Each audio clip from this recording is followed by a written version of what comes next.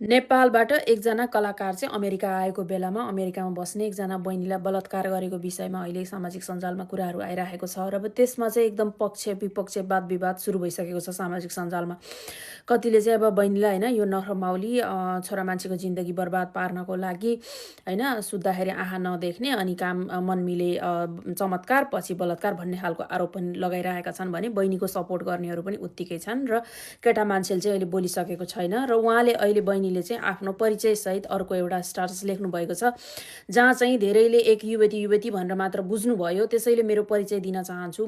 नमस्कार, म सङ्गम विष्ट 2 वर्षको उमेरदेखि नृत्यमा लागेको र 5 वर्षदेखि फिल्म क्षेत्रमा सक्रिय एक कलाकार हुँ। मैले आफ्नो बाल्यकाल सेटमै बिताएँ। हातमा एक हातमा स्क्रिप्ट अर्को हातमा विद्यालयको किताब बोकेर लाइट्स क्यामेरा एक्सन गर्दै हुर्केको मान्छे हुँ। वर्षौंको मेहनत, असङ्ख्य निद्रा नपुगेको रातहरू, परिवारको अमूल्य साथ र विद्यालयमा पर्यटक जस्तै भएर 13 वर्षको उमेरमै बेस्ट एक्ट्रेस विधामा राष्ट्रपतिको हातबाट राष्ट्रिय पुरस्कार पाएको कलाकार हुँ। साथै विभिन्न विधामा पुरस्कार प्राप्त गरेको छु। मेरो काका नेपालका उत्कृष्ट कोरियोग्राफर मध्ये एक हुनुहुन्छ।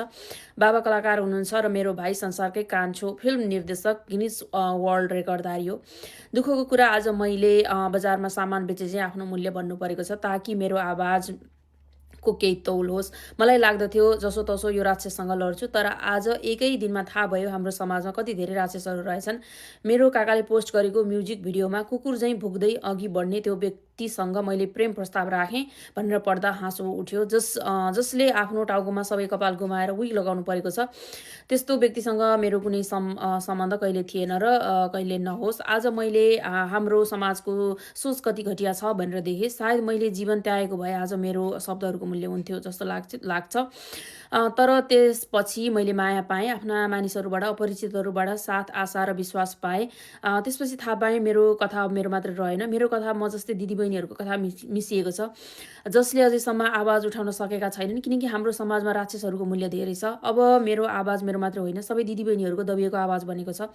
मेरो परिवार र सबैको साथले मलाई महसुस गरायो अब यो लडाईँ मेरो लागि मात्र होइन, सबैका लागि जित्नुपर्छ। पहिले म कथक नृत्य गर्थेँ, अब म ताण्डव गर्नेछु। पैसाको लागि गरेको, जीवन बर्बाद पार्न गरेको, ब्रेकअपका कारण गरेको वा उद्योगमा प्रवेश गर्न गरेको भन्ने सबै आरोपहरू लगाउने महान नेपाली जनताहरूलाई भन्न चाहन्छु, होइन, मैले यो गरेको उसको सास छातीबाट निकालेर जमिनमा झार्नको लागि हो।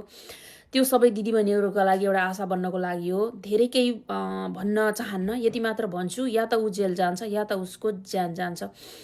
हामीले एक नारीको सहनशीलता, बुद्धि, नम्रता र निस्वार्थ माया देखेका छौँ। अब एक नारीको क्रोध पनि हेर्नुहोस्। म एक हातमा आफ्नो स्वाभिमान, इज्जत, सङ्घर्ष, आत्मविश्वास र कथा बोकेर लडिरहेको छु भने अर्को हातमा त्रिशूल लिएर उभिएकी छु। न्याय पाइयो भने ठिकै छ, नत्र यसपालि दशैँ दुर्गा पूजा छिट्टै आउनेछ जस्तो लाग्छ। माँ दुर्गाले सबैको रक्षा गरून्, जय नारी भनेर उहाँले फेरि आफ्नो स्टाटसमा आफ्नो परिचयसहित अपडेट दिनुभएको छ। अनि त्यही भएर यो बारेमा चाहिँ होइन, जबसम्म यो कानुनी दायरामा जाँदैन, होइन, सत्य तथ्यको छानबिन हुँदैन, त्यतिखेरसम्मको लागि चाहिँ कोही कसैले पनि होइन यो सही कि त्यो सही भन्ने अधिकार कसैलाई पनि छैन। होइन, एकजना महिलाले आफ्नो बारेमा आएर सामाजिक सञ्जालमा यति खुलेर भन्न सक्नु कुनै न कुनै भित्र त्यहाँ पीडाहरू छ भन्ने हुन्छ। होइन, अब यदि होइन भनेर यसको होइन निर्क्योल गर्ने काम चाहिँ अदालतको हो। जबसम्म अदालतले पुष्टि गर्दैन त्यतिखेरसम्म कसैमा उजुरी पर्दैमा र आरोप लगाउँदैमा त्यो मान्छेलाई दोषी भनिहाल्न पनि मिल्दैन र बहिनीले आरोप लगाएको कुराहरू चाहिँ सत्य छैन भन्न नि मिल्दैन। त्यही भएर पहिला कुरा सुनौँ भएको के रहेछ। यो मान्छेले होइन यो जुन बहिनीले लगाएको आरोपहरूको कुरा गरेको छ भने अदालतले भोलि सजाय गरेको दिन, होइन, दोषी ठहर गरेको दिन चाहिँ उसले हदैसम्मको, चाहे राष्ट्रिय कलाकार होस् जेसुकै होस्, उसले पाउनुपर्छ। र त्यतिखेरसम्मको लागि चाहिँ तपाईँ हामीहरूले होइन धैर्य भएर यो घटनाको छानबिन हुन दिनुपर्छ जस्तो लाग्दछ। बाई, नमस्ते।